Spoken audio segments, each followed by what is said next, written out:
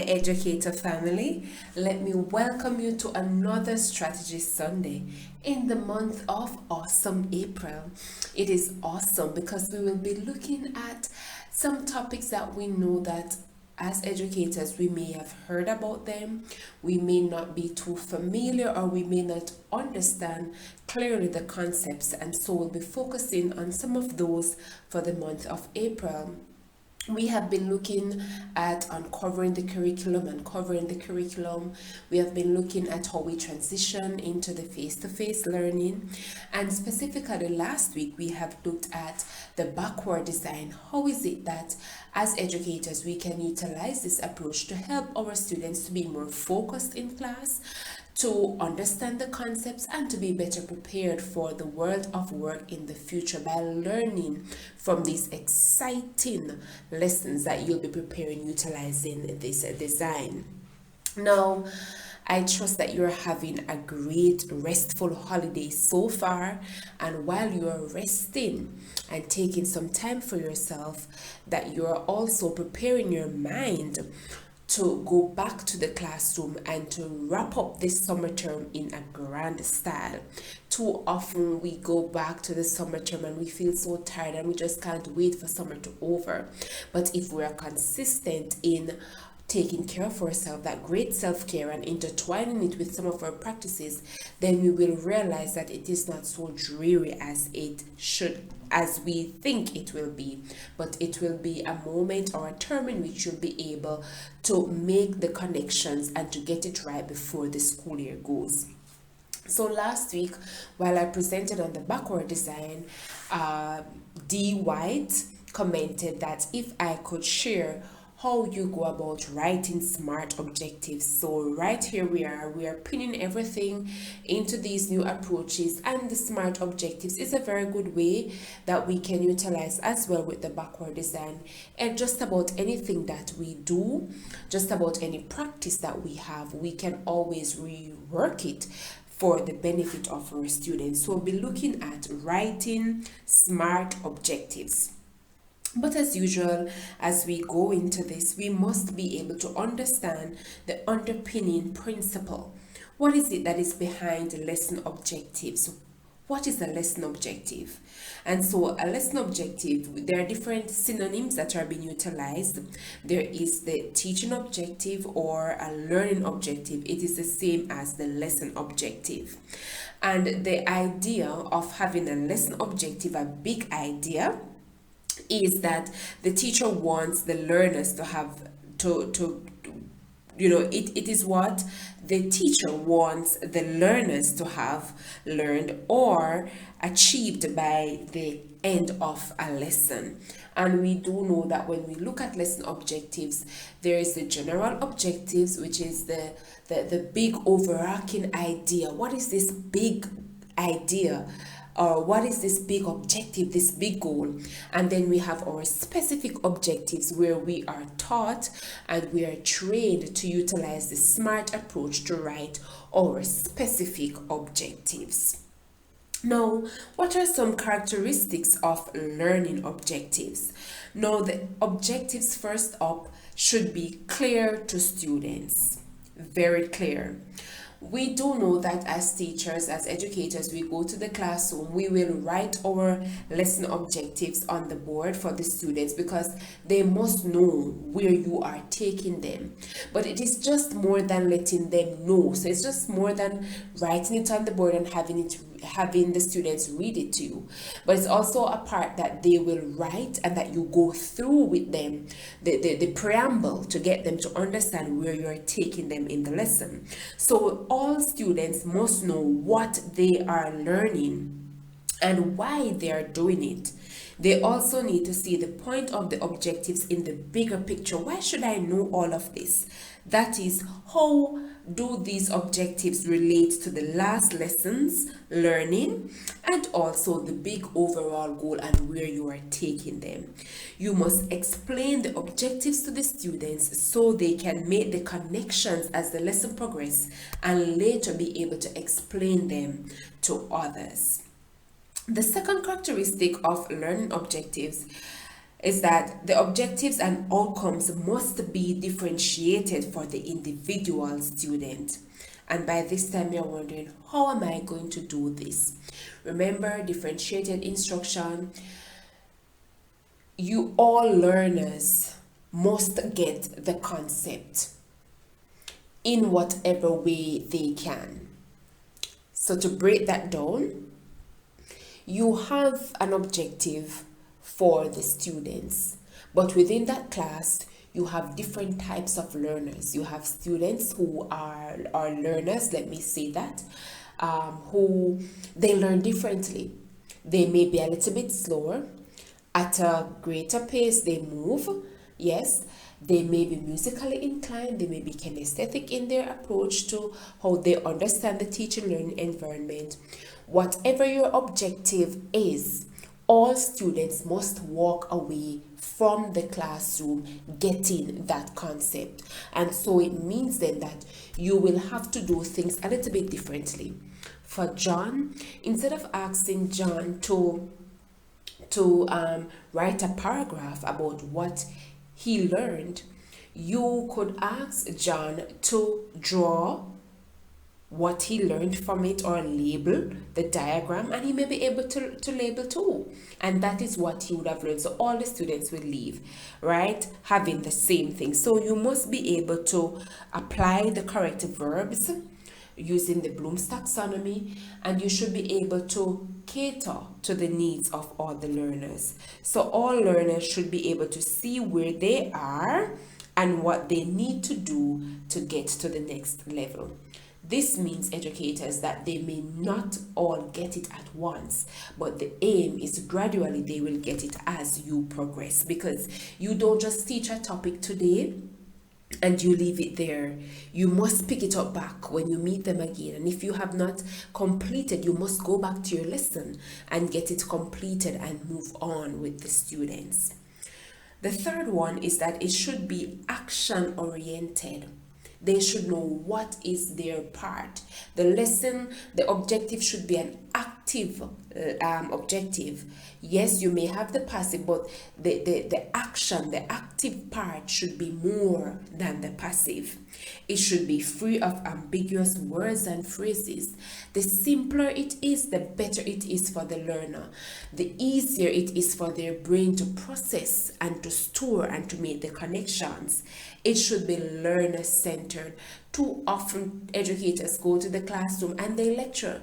They use the chalk and talk, and we should realize by now, the past 2 years would have taught us that we have to step out of our comfort box, out of our zone, to reach these learners. It must be aligned to the subject and content. Too often we have a topic to be taught, the content that is there, but then our objectives do not bring out the idea that you want, the learning goal. We know that in Jamaica we do a lot of standardized testing to test our students. So when you teach them at the PEP level, you know, they have to go and sit the exam. It should link it back to that assessment. The CSEC, the CAPE, everything should link, because outside of the standardized testing, we don't have any other way that we can grade our students nationally or internationally. So we must be doing that, aligning our subject and our content to match our objective. We should be realistic and achievable.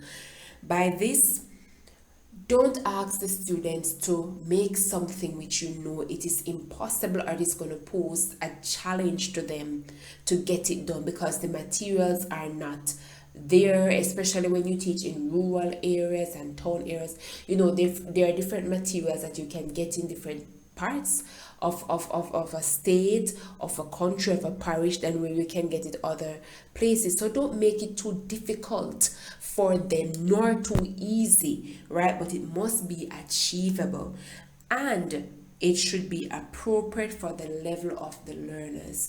If you're teaching early childhood, there is no way you can ask them to go and make something that you know they can't manage, or it is the parents that will have to do it. Too often we see it happening in the early childhood, in the primary school setting, where teachers give these elaborate projects and they know that the students are unable to do it. At the end of it, the students have not learned. It is their parents who would have learned the most from it, because parents have to spend some time. So make it appropriate for the level of the learners. And here we're getting into the meat of the matter. How do we go about writing SMART objectives? But first, we must go on the premise of what is SMART, S-M-A-R-T. And we know that this is an acronym that is used to help educators deliver effective teaching and learning experiences to learners. So S is for being specific, M, it must be measurable, A, achievable, R, realistic or relevant, and T, it should be timely or time bound. Now, how do we go writing these SMART objectives? So we're going to dissect it a little bit now.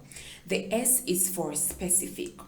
So as an educator, you must use clear, direct language to tell the learner exactly what he or she should learn and what he or she should be able to do after the lesson or lessons. Remember, it is not a one-hit wonder. It is something that you'll have to develop over a period of time. And when you set your objectives, you will have to keep going back to it. Example, outline 2 differences between plant and animal cells. Now, many times I see educators have this as an objective. Students at the end of the lesson should be able to differentiate between plant and animal cell. You have not been clear. Differentiate, what does that mean? What is it that you want the students to get? It takes different ways of differentiating. So of course you can say, okay, they can say, Miss, this is the plant over here, this is the plant over here, this is the animal. That's differentiating, but is that what you want the student to tell you? Just tell you that this is plant and this is animal? No, you may want them to go a little bit deeper. You may want them to say 3, but you have not done that. In your objective, you have not stated how many differences it is that you want, or how should they differentiate. But when you are specific in the approach, the students know exactly what is required of them. So you should be saying outline 2, or you should say differentiate between plant and animal cells by drawing and labeling a diagram, or so you are giving the specific action that you want them to carry out. And the second part of SMART, which is M, is measurable. And there is a nice tape measure that's there, because you should be able to measure. As an educator, you should be able to measure exactly what is it that the students know at the end of the lesson. How are you going to know if there's no data, if there's no numerical data to support what you're asking the child? So this helps to determine if the learner can meet, satisfy, or perform the objectives. Example, accurately label a plant and an animal cell, or accurately label 5 parts of a plant and an animal cell. So you are measuring. You are saying, I need you to be able to label the entire diagram, or I need you to be able to label at least 5, or at least 3, or at least 4. So there's something there that you're using to measure. Let us go outside of plant and animal cell. If it is that you want you're an English teacher, you may want the child to write a persuasive paragraph. You may want to be specific in saying what are you going to write this persuasive paragraph on? If it is that you want them to utilize verbs, you have to be specific. Utilize 5 of the 10 listed verbs to make sentences. So you are able to put number, you are able to put data to what is it that the students are doing. If you realize that they can only do 2, then it means then that they don't clearly understand. Why can't you go up to 5? All right, so you want to be able to measure, and that's how you write. So when you write your objectives, you must put numbers, data that will help you. And if it is that, for example, you may ask them to role play something, there must be a rubric, educators, that you are using that the students are familiar with. So you give them the rubric and you say, if you are able to label, or if you're able to demonstrate all the actions, then you get 5 points. If you're only able to demonstrate 3, you get 4. So there must be something there that will guide them. So when they look at the assessment sheet or the rubric that you use, in their minds they are clear and they know exactly what they need to do to get the score. The next part of SMART is Achievable. So your learning objective must be something your learners have a chance of completing or satisfying. They must have enough pre-existing knowledge, time, and similar resources to carry out this. And remember earlier I said, you have to make it relevant to them. You have to make it appropriate for their level. So you can't when you give a child an assignment to do, which it's going to take them out of their complete cognitive level, especially at the early child on the primary level. It's going to take them out of it, and it's going to require them to seek more help than they need. So yes, at all levels they must seek help, they must research, they must be able to get guidance. But when it is that it is the parents who take it on and they do it for the students, then they don't learn. So you want to put it a ballpark figure, right, where you know that, all right, at this point they should be able to do this. It is easier, they will be able to process it. So for example, I have here, create an animal or plant cell using waste materials for display. Of course, you would have taught the students animal, plant cell, and they must be able now, based on what they have seen, what waste materials can I use to create this diagram to take it, right? So it must be achievable. The next part of SMART is R, which means that it should be relevant or realistic. So the objective should be something the learner sees the value in learning, right? We know nowadays when we go to teach, because we have these different Gen Zs that we're dealing with, they will challenge you in the classroom. Miss, why do I need to know about snow when I don't even live in America? I've never traveled to this part of the world where they experience snow. Miss, why do I need to know about this? Right? And so here is the teachable moment where you're telling them, you're preparing them for the future.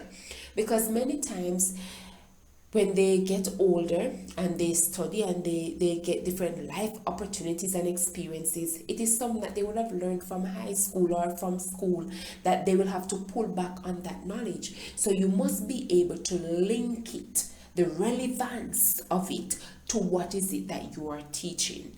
Because when you do that, it will help them to better understand and to be able to make the connections in the future when they require it. You must explain to them how understanding the concept will help them in the examination, and also I should have had there in the future, because you may be preparing them now for an exam or preparing them for the moment now, but then in the future, their career path change, and it is what you have taught them before that they will rally back on. So example, create an animal or plant cell using waste materials for display. So it is now that you notice that I would have put a relevance to it. You will need this for the display, you will need this to get your grade. That is why you need to be able to create it, and because you're going to have to now talk about it. So by doing, you will learn the constructivism approach, right, educators? Great. And now we're down to the last part of SMART. T, time bound or timely. There must be a time to everything that you do, educators. So if you plan your lesson, you're going to be planning your lesson for 2 weeks or 3 weeks. or you're planning for 3 sessions or 4 sessions, there must be a time. And at the end of that time that you give them to learn or to grasp, there must be something along the way that's going to help them to retain and to remember what you have done with them. And so here it is that you make sure the learning objective is something your learner will have to use in a timely fashion. Whether it's going to be a 6 weeks assessment, whether it's going to be a project, whether it's going to be their major exam, whether it's going to be a regional exam or a national exam, they must be able to use it within a period of time. You should also explain to the students that this will form part of their assessment, whether internally or externally, or how it is during your 3 years, your remaining 2 years, or your remaining 3 years at high school, how this concept will help you as you progress. Now, there are a few benefits of using the SMART objectives, which I have just gone through. The specific, being measurable, making it achievable, making it realistic and relevant, and applying the time to it. It helps the educator to be organized in his or her teaching approach. So you're not all over.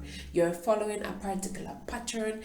And educators, let me just emphasize, if it is that you are teaching the students, there is no haste to go through the lesson. You must spend time to uncover the lesson. If it is that you can only teach the students for an hour one objective, do it so well that you don't have to go over it. But there is a problem when we have the mentality of covering the curriculum. So we're not teaching for the students to grasp or learn, but we're teaching because the end goal is to wrap up and finish up for exam. Whatever you teach the students in such a timely manner that even if it is just 1 or 2 objectives you're able to uncover during an hour, let it be done so well that another teacher doesn't have to go over, or you don't have to go over it. It gives the students clear directions and a feeling of accomplishment when you match the target, the objective, to what is it that you want them to go, where you want them to go, and you differentiate. The joy that comes with the students learning and being able to grasp it's just wonderful. And it helps with learning retention. When we do our lesson objectives like this, using the SMART way, it helps the students to learn, because each day they come, you're revising, you're recapping, and then you're taking them to the next level, and you're explaining to them what is the objective or objectives we're going to go through within this 1 hour lesson. And so I just want to thank you so much, educators, as always, for tuning in, for listening, for watching, for sharing the videos as you have been doing, and I welcome your feedback and your suggestions as well. I trust that as you relax during this week that is coming, that you spend some time also to prepare your mind for the summer term. Prepare yourself to close out the end of the school year with such great joy and with a feeling of accomplishment, and also to help your learners to feel accomplished and to feel accepted in your classrooms by creating student-centered SMART objectives that will help you to uncover the curriculum and make the best of the teaching learning experiences for the students. I am Karla Boswell-Lewis. Have a great rest. Happy Easter, everyone, and I'll see you next week.